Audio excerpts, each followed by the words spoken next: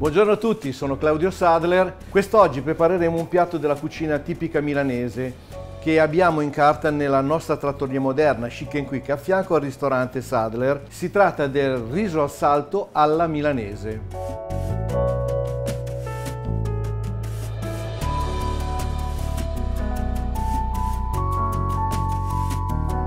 Iniziamo subito con la preparazione di questo risotto al salto. Quindi serve uno scalogno, lo puliamo.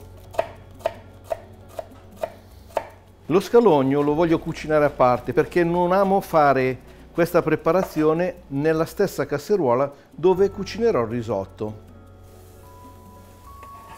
Mettiamo un goccino di olio, pochissimo, non ne serve molto. Quello che serve per non far attaccare il tutto è abbondante acqua o brodo. In questo caso utilizzo un po' di brodo vegetale.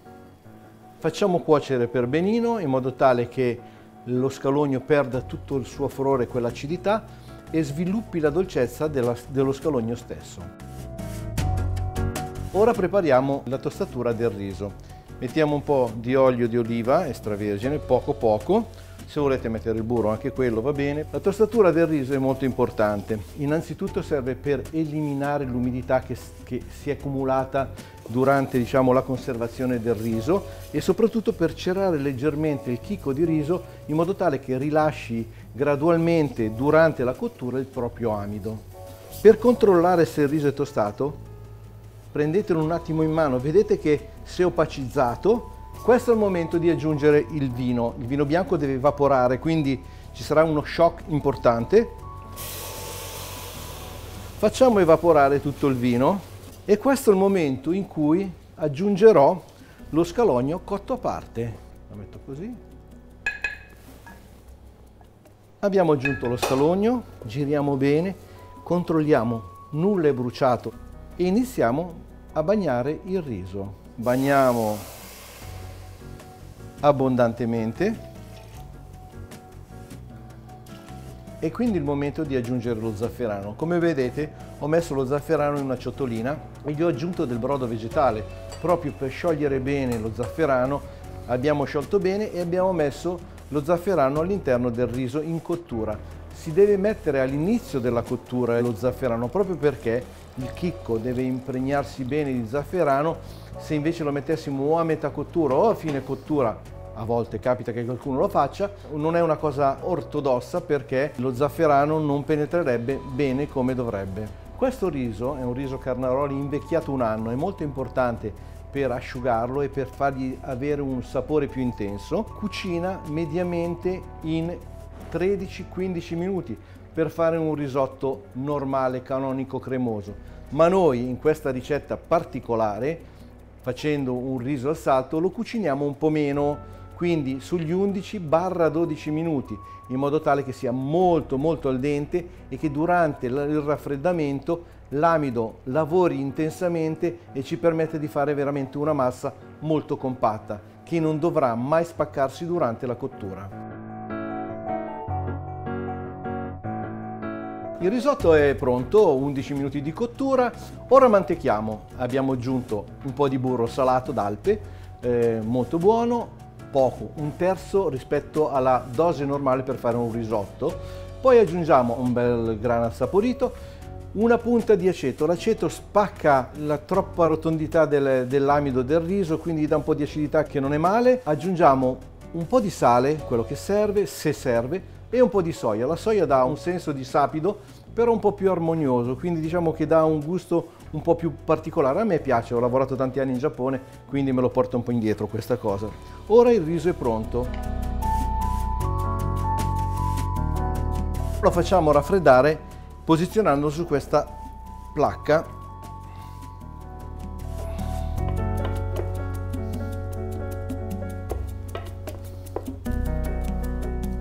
Stendo un pochino. A questo punto la base per fare il riso al salto è pronta. La mettiamo in frigorifero a raffreddare per almeno un paio d'ore. Stiamo raffreddando il nostro risotto in frigorifero in modo tale che si compatti bene, ma in questo tempo abbiamo bisogno di preparare anche la crema di grana padano. È molto semplice. Se avete un bimbi potete mettere tutti gli ingredienti all'interno, portate a 72 gradi, fate cuocere, poi alla fine, dopo una circa 20 minuti, aggiungete un poco di xantano, un addensante naturale, per dargli un po' più di compattezza, la filtrate al colino e la crema è pronta.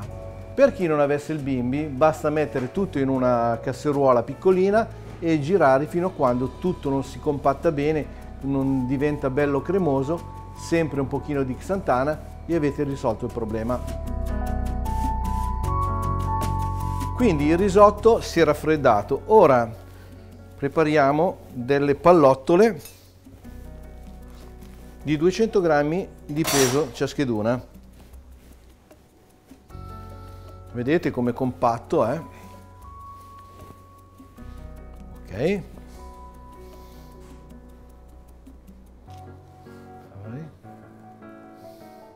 Perfetto. A questo punto bagniamo leggermente la base di questo disco e schiacciamo per bene.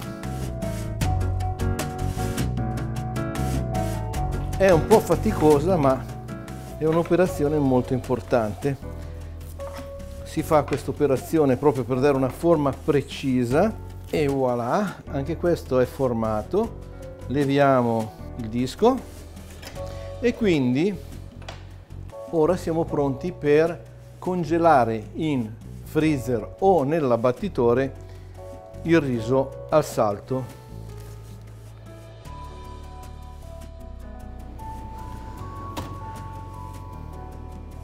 Mentre il riso si raffredda, abbiamo un po' di tempo, ci tenevo a presentarvi Original Gourmet, dove la mia ricetta del riso al salto è inclusa in questo volume, con tante altre ricette di miei colleghi importanti in Italia.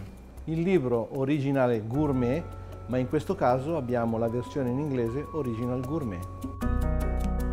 Siamo pronti per cucinare il nostro riso al salto. L'abbiamo conservato in freezer, quindi possiamo farlo quando vogliamo. È una comodità pazzesca. Anche per chi lavora può essere che si fa un pranzo veloce in pochi minuti. Quindi padella calda, burro chiarificato, generoso, padella antiaderente importante o una padella di ferro che non attacca.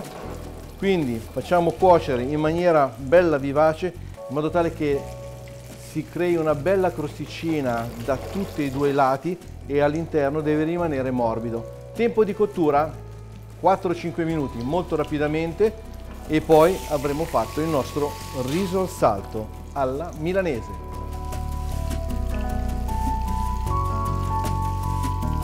È arrivato il momento di fine cottura, asciughiamo leggermente e poi mettiamo nel piatto. Possiamo mangiarlo anche così, tranquillamente com'è, bello croccante, morbido dentro, molto caldo, oppure accompagnarlo con questa crema di grana padano 24 mesi.